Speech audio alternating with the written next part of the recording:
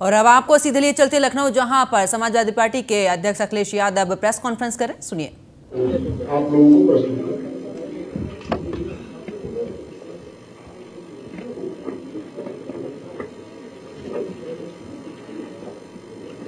जैसा कि अभी बताया गया, समाजवादी पार्टी की कोशिश रही कि समय समय पे जिन लोगों ने सुझाव दिए हैं उन सभी सुझावों को इस विजन डॉक्यूमेंट में शामिल कर दिया जाए। और इसके लिए समाजवादी पार्टी ने जनता का मांग पत्र कह करके सोशल मीडिया पे भी जानकारी, उसके माध्यम से भी जनता की जो मांगे थीं वो कई कोनों से समाजवादी पार्टी के अपने पेज के माध्यम से पहुंची हैं, हम लोगों तक जानकारी मिली है। कई संस्थाएं भी समय समय पर मिली हैं, जिसमें कि वी द पीपुल दिल्ली और देश की संस्था है, पैगाम एक संस्था है, और बड़े पैमाने पे जो इंडिविजुअल लोग जो सुझाव और जो समाजवादी पार्टी पर अपने सुझाव भेजना चाहते थे उन्होंने भी भेजे। एक लंबी सूची है, उन सबको संकलित करते हुए ये हमारा विजन डॉक्यूमेंट तैयार हुआ है। और इसको हम लोगों ने कहा है कि जनता का मांग पत्र हमारा अधिकार, जिसमें मुख्य रूप से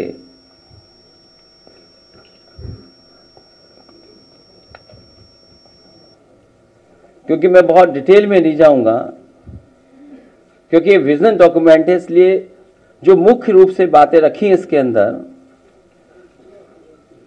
इस जनता के मांग पत्र में, वो सबसे पहले संविधान बचाने का अधिकार, लोकतंत्र की रक्षा का अधिकार, मीडिया की आजादी का अधिकार, लोकतांत्रिक संस्थाओं की स्वतंत्रता एवं स्वायत्तता का अधिकार, न्याय और समानता का अधिकार, सामाजिक न्याय का अधिकार। और जहां सामाजिक न्याय के अधिकार की जब हम बात करें तो वो देश के विकास के लिए जरूरी है, देश की खुशहाली के लिए जरूरी है, सबको साथ लेकर के चलने के लिए जरूरी है। और जब हम इंक्लूसिव डेवलपमेंट की बात करें तो सामाजिक न्याय के बिना इंक्लूसिव डेवलपमेंट कैसा। इसलिए देश के विकास की धुरी है जाति जनगणना, जो जरूरी है।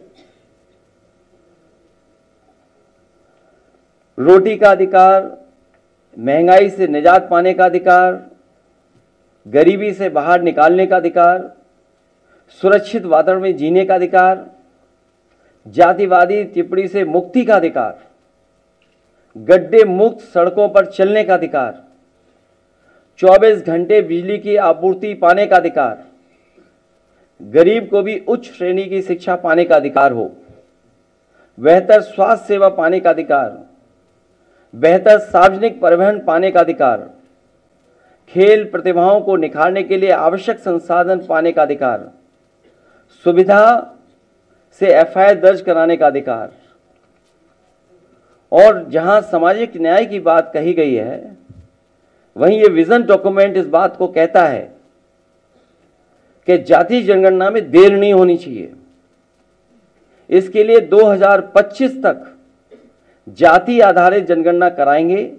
इसके आधार पर 2029 तक सबको न्याय एवं हिस्सेदारी सुनिश्चित की जा सके। किसान कल्याण को लेकर के दुग्ध सहित सभी फसलों के लिए एमएसपी की गणना स्वामीनाथन फार्मूले के तहत हो,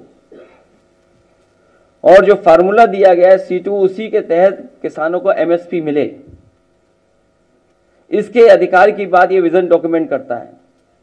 इस देश के किसानों ने बहुत आंदोलन चलाया, पंजाब, हरियाणा, उत्तर प्रदेश या देश के कोने कोने से आए हुए किसानों ने समय समय पर सरकार से एमएसपी की मांग की, लेकिन इस सरकार ने हमेशा उन्हें अपने ताकत से वापस करने का काम किया। समाजवादी पार्टी इस बात को मानती है कि किसानों को एमएसपी दिया जाए। बिना एमएसपी के उनकी खुशहाली के रास्ते पे लाना संभव नहीं है।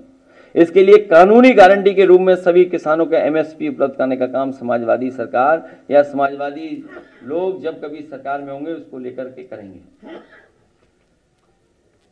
युवा और रोजगार, इधर जो देश के आंकड़े आ रहे हैं, बड़े पैमाने पर बेरोजगारी बढ़ी है। आंकड़े तो 80% से ऊपर बताते हैं, लेकिन जब गांव में हम लोग जाते हैं तो देखने को मिलता है कि 90% से ज्यादा नौजवान के हाथ में ना रोजगार है ना नौकरी है। देश जो इतना बड़ा है, संसाधन की कोई कमी नहीं, लेकिन उसके बावजूद भी इतने बड़े पैमाने पर बेरोजगारी किसी ने नहीं देखी। और फिर उत्तर प्रदेश का हाल तो और आगे है। ये सरकार क्योंकि आरक्षण नहीं देना चाहती, इसलिए नौकरी नहीं देना चाहती और जानबूझ करके पेपर लीक करा रही है सरकार। जितने भी पेपर हुए हैं, 1-2 नहीं, लगभग 9-10 ऐसी परीक्षाएं जिनके पेपर लीक हुए हैं। और जो पेपर लीक भी हुए हैं वो वहां पर हुए हैं जहां पर बीजेपी की सरकारें हैं, और जो लीक करने वाले लोग हैं वो भी बीजेपी के शामिल लोग हैं। इसलिए भारतीय जनता पार्टी ने जानबूझ करके पेपर लीक कराए उत्तर प्रदेश में, जिससे नौजवानों को नौकरी और रोजगार न देना पड़े उन्हें। आटा और डेटा का अधिकार, अभी जो राशन मिल रहा है, जो गरीबों तक राशन पहुंचाया जा रहा है, न वो पौष्टिक है न वो उसकी क्वालिटी है कोई। गरीबों को केवल राशन इसलिए उपलब्ध करा दे रहे हैं कि बस उन्हें भोजन मिल जाए, लेकिन जब तक पौष्टिक भोजन नहीं मिलेगा तब तक उनका स्वास्थ्य बेहतर नहीं हो सकता, वो सोच और समझ भी नहीं अच्छी हो सकती है। इसलिए आटा और डाटा का अधिकार की बात इसमें हम लोग कर रहे हैं। निःशुल्क शिक्षा का अधिकार। और अब खबरों में आगे बात करते हैं, जहां पर जम्मू कश्मीर के कठुआ में गरजे हैं सीएम योगी। इस पावन धरा को नमन करता हूं, ये मुख्यमंत्री की तरफ से कहा गया है। ये 9 दिन शक्ति सृजन का अवसर है। स्वतंत्र भारत के नारे फिर गूंजते सुनाई देते हैं। 70 वर्षों तक कोई सरकार निर्णय नहीं ले पाई है। आतंकवाद की जड़ें समाप्त हो रही हैं और जो राष्ट्र के मार्ग में बाधक वो दरकिनार, और पाकिस्तान दुनिया में भीख मांग रहा है। कोई भी सुरक्षा में सेंध नहीं लगा सकता है। नक्सलवाद की समस्या का समाधान किया है।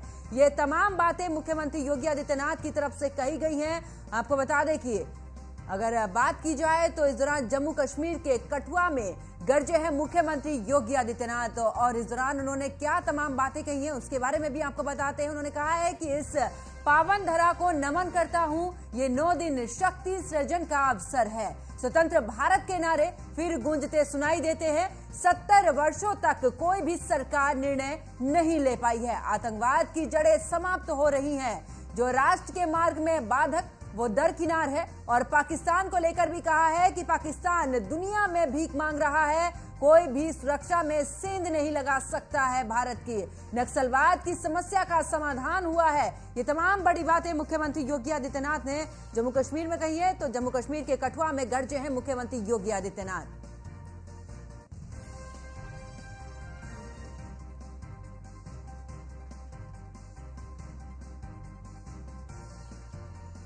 तो 70 वर्षों तक कोई भी सरकार निर्णय नहीं ले पाई है। यहां पर 370 का जिक्र भी मुख्यमंत्री ने कहा है। जो राष्ट्र के मार्ग में बाधक वो दरकिनार। और खबरों में आगे बात करते हैं, जहां पर दिल्ली बीजेपी का विरोध प्रदर्शन, केजरीवाल और आम आदमी पार्टी के खिलाफ दिल्ली बीजेपी का प्रदर्शन, जहां पर केजरीवाल और आम आदमी पार्टी के कथित भ्रष्टाचार के खिलाफ ये प्रदर्शन किया। बड़ी खबर आपको बता रहे, जहां पर आज बीजेपी की तरफ से ये प्रदर्शन किया जा रहा है दिल्ली में। और बात करें तो दिल्ली बीजेपी का विरोध प्रदर्शन, केजरीवाल और आम आदमी पार्टी के खिलाफ दिल्ली बीजेपी का प्रदर्शन, केजरीवाल आम आदमी पार्टी के कथित भ्रष्टाचार के खिलाफ ये प्रदर्शन।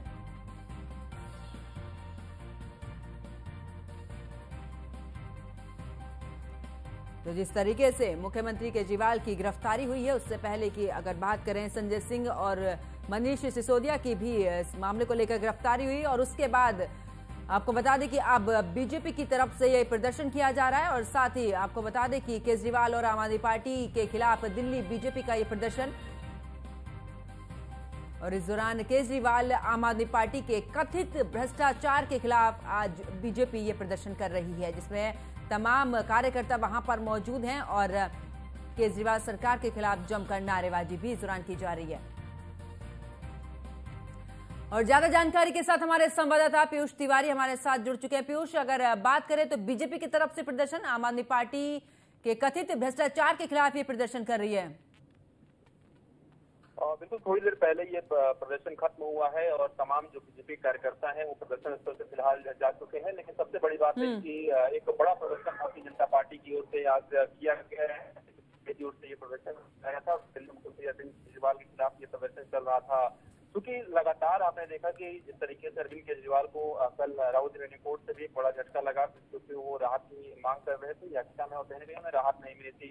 उसी को आज भारतीय जनता पार्टी की ओर से उठाया गया था और कहीं ना कहीं जिस तरीके के प्रदर्शन हुए इसमें बीजेपी के दिल्ली बीजेपी के प्रदेश अध्यक्ष सचदेवा के अलावा जो बीजेपी प्रत्याशी हैं रामवीर सिंह विधूड़ी के अलावा डॉक्टर हर्षवर्धन जो कि बीजेपी के नेता हैं, उनकी भी मौजूदगी रही। साथ ही हजारों की संख्या में बीजेपी के कार्यकर्ताओं की मौजूदगी रही। हालांकि जो 2 बैरिकेडिंग लगाई गई थी आम आदमी पार्टी कार्यालय से पहले और तमाम बीजेपी कार्यकर्ता आम आदमी पार्टी कार्यालय की तरफ वो बढ़ना चाहते थे और एक बैरिकेडिंग को बीजेपी कार्यकर्ताओं ने तोड़ दिया। उसके बाद दूसरी बैरिकेडिंग पर सभी तमाम फोर्सेज के जवान, अर्धसैनिक बलों के जवानों की तैनाती थी, वाटर कैनन भी लगाया गया था, वाटर कैनन का प्रयोग भी किया गया है। तो कहीं ना कहीं दूसरी बैरिकेडिंग पर बीजेपी कार्यकर्ताओं को रोक दिया गया। हालांकि इसके बाद प्रदर्शन होने के बाद तमाम जो बीजेपी कार्यकर्ता हैं वो प्रदेश कार्यालय और अपने घर चले गए हैं। हालांकि अभी भी कुछ लोग अभी वहां पे मौजूद हैं, लेकिन पूरी तरीके से अब ये प्रदर्शन जो है वो फिलहाल खत्म हो गया है। चलिए, बहुत बहुत शुक्रिया पीयूष हमारे साथ जुड़ने के लिए, तमाम जानकारी साझा करने के लिए।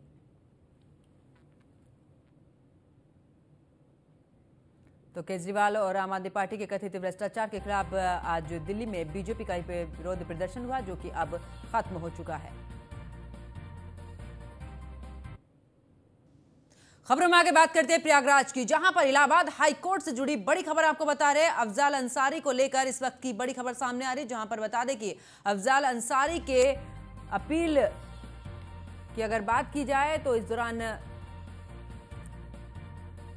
सुनवाई हुई है और साथ ही आपको यह भी जानकारी दे दें कि अफजाल अंसारी की अपील पर सुनवाई और इलाहाबाद हाई कोर्ट में अपील पर होगी सुनवाई। तो एमपी एमएलए कोर्ट के फैसले को चुनौती, तो इस वक्त की बड़ी खबर आपको बता रहे हैं। साथ ही बता दें प्रयागराज से बड़ी खबर, जहां पर इलाहाबाद हाई कोर्ट से जुड़ी ये बड़ी खबर, अफजाल अंसारी की अपील पर सुनवाई, इलाहाबाद हाई कोर्ट में अपील पर होगी सुनवाई। एमपी एमएलए कोर्ट के फैसले को चुनौती दी है। एमपी एमएलए कोर्ट ने 4 साल की सुनाई है सजा, जहां पर हाई कोर्ट से राहत के बाद ही लड़ पाएंगे चुनाव। तो बड़ी खबर आपको बता रहे हैं, जहां पर बता दें कि अफजाल अंसारी की अपील पर यह सुनवाई और बात की जाए इस दौरान तो इलाहाबाद हाई कोर्ट में अपील पर सुनवाई होगी और हाई कोर्ट से राहत के बाद ही लड़ पाएंगे चुनाव। तो एमपी एमएलए कोर्ट के फैसले को इस दौरान चुनौती दी गई है, जिस पर सुनवाई होगी। और ऐसे में अगर बात करें तो एमपी एमएलए कोर्ट ने 4 साल की सजा भी सुनाई है।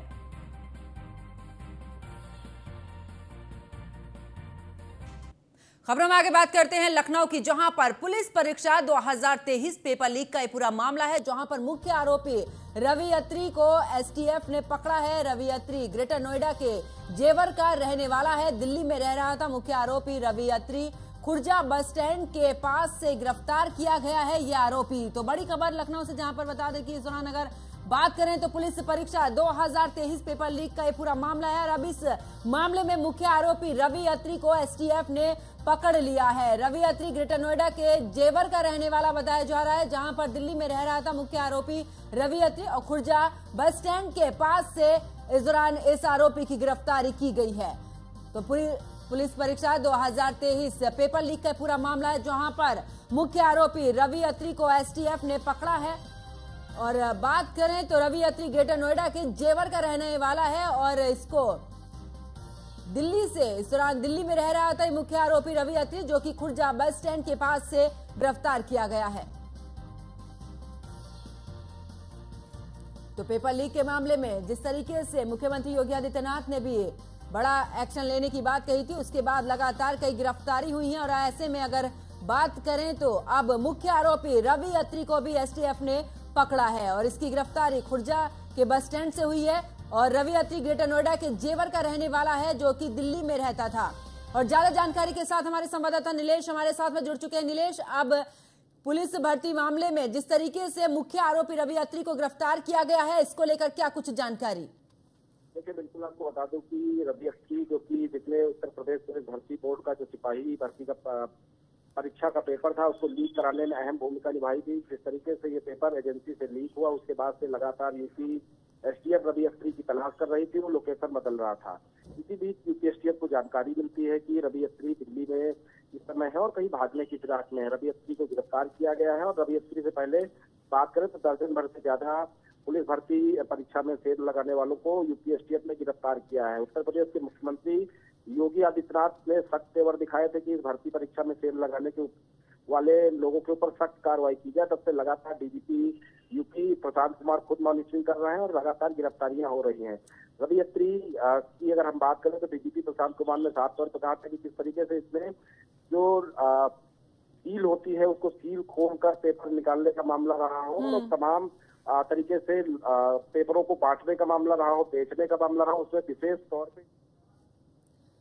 चलिए, बहुत बहुत शुक्रिया नीलेश हमारे साथ जुड़ने की तमाम जानकारी साझा करने के लिए। रुक करते एक और बड़ी खबर का, दिल्ली से बड़ी खबर, जहां पर बीजेपी की 10वीं लिस्ट जारी हो चुकी है। लोकसभा चुनाव में प्रत्याशियों की 10वीं लिस्ट बीजेपी की तरफ से जारी हो चुकी है। तो इस वक्त की बड़ी खबर आपको बता रहे हैं, जहां पर बता दें कि बीजेपी की 10वीं लिस्ट अब सामने आ चुकी है, यानी कि बीजेपी की तरफ से 10वीं लिस्ट जारी कर दी गई है। लोकसभा चुनाव में प्रत्याशियों की 10वीं सूची जो है अब वो सामने आ चुकी है, जहां पर बीजेपी की अगर बात करें तो इस दौरान 10वीं लिस्ट जारी की गई है। और मैनपुरी से अगर बात करें तो जयवीर सिंह ठाकुर प्रत्याशी हैं। इसके अलावा डिंपल यादव के खिलाफ लड़ेंगे जयवीर सिंह। तो लोकसभा चुनाव में 10वीं लिस्ट प्रत्याशियों की जारी कर दी है। कौशाम्बी से विनोद सोनकर को इस दौरान प्रत्याशी बनाया है। इसके अलावा फूलपुर से बात करें तो प्रवीण पटेल को बीजेपी का टिकट मिला है और साथ ही इलाहाबाद से नीरज त्रिपाठी बीजेपी प्रत्याशी हैं। यानी कि 10वीं लिस्ट इस दौरान बीजेपी ने अपनी जारी कर दी है। केसरगंज से अभी भी अगर बात करें तो इस दौरान बीजेपी की तरफ से ये 10वीं लिस्ट, और मछली शहर से बीपी सरोज को इस दौरान टिकट दिया गया है। केसरगंज से अभी भी प्रत्याशी के नाम का ऐलान नहीं है। और गाजीपुर की बात